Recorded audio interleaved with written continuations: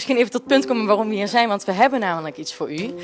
U verdient namelijk een Limburgs lintje, omdat u zich dus altijd zo in heeft gezet voor iedereen. Oké, dankjewel. Wat vindt u daarvan? Ik vind het wel humoristisch, ja. Humoristisch, hoezo? Ja, oké. Ja, er zijn zoveel andere dingen die belangrijker zijn dan dit. Hè.